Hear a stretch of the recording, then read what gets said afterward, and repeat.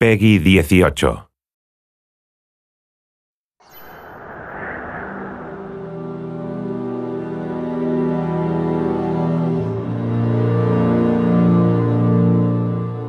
If we were to have a mission in the game space, it's that we want to bring the player to make them a participant in the narrative.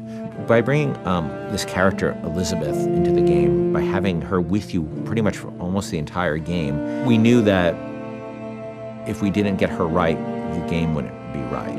And she really is the emotional center of the game. This character, Elizabeth, she comes from a pretty dark place.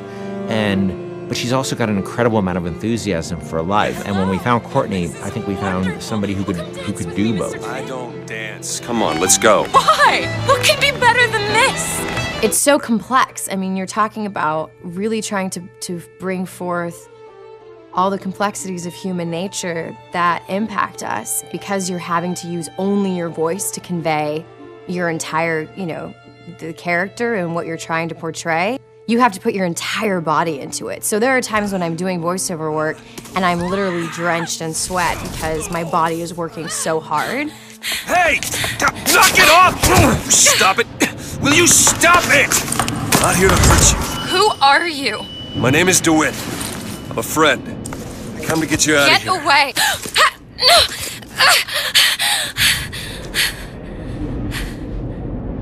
Are you real? It's not these one-note emotions, and I think that's what was so important to us as a collaborative team, to be really putting forth a narrative that was strong and that was complex and that was, reflective of how deep and the myriad of emotions that the human beings experience.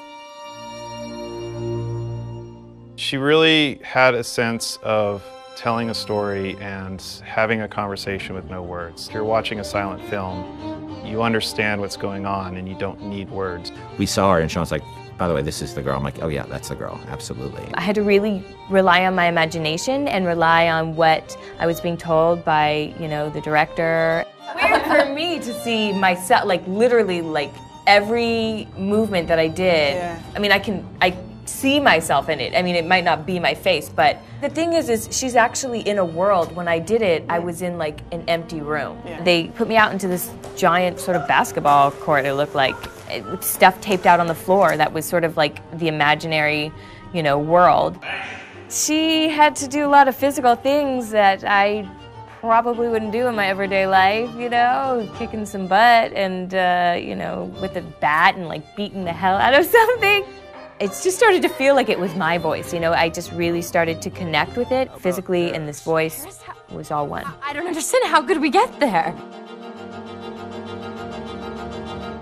The incredible voice acting and the incredible motion capture acting was the most useful and inspiring element that we could have had for Elizabeth. Liz will follow you around the world, and if you decide that you don't want to go where she thought you were heading, she can handle that really, really cleverly. She will stop if you stop. She will keep running if you decide that you're not interested in what you're doing here. She will be by your side no matter what you end up doing. The moment you come up against a character who's just sort of standing there, or behaves robotically, or behaves in a way that is so alien to what you'd expect out of a human being, you just shut them off. And you just say, oh, they're just a video game character. I don't need to worry about feeling anything about them. And so we tried a lot of things. We tried to make Liz have emotions so that she can react to things in the world and things that you do. For example, we might say that Liz will feel comfortable leaning against this wall, but she'll do so with her arms crossed. And she'll do so with her back slightly turned towards you. And that difference of just a few degrees is enough to make the player feel that they're really in the doghouse. You're going to see her all over the place. You're going to see her on giant billboards in, New York and LA, and you're going to see her on TV ads.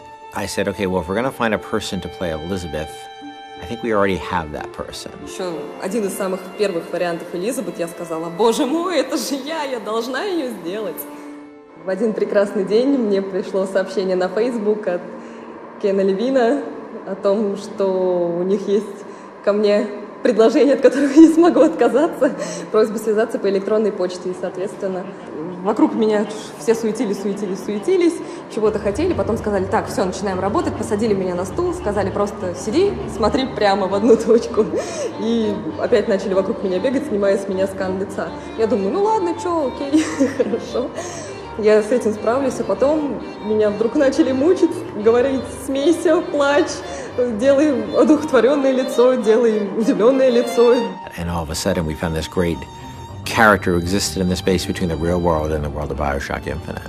There was a moment where we had people coming up to us and saying, Liz is awesome. I have a story to tell you about. And it was, everybody had their own unique stories because she was just doing systemic things. They could do the same thing twice. I actually get people telling me things that there's no way I could know about. Like, say there's one of the combats kicking off and they're having this incredible moment where they're running around the place and smashing someone in the face and blowing someone else up with a shotgun, and they've suddenly, a huge big boss man comes up and they just go click. Oh no. And then suddenly from the side, Liz goes, Booker, over here! You press the button, she throws it, you grab it and just go boom! And they come up to me and go, and it was amazing! And I was like, yeah, me and Liz, we're gonna kick ass, we're gonna, nothing we can't do. That's right. Even if we just break that barrier sometimes, where people feel she's a friend or somebody going through this experience with them, then that would be very exciting for me. I really hope people fall in love with her. I fell in love with her.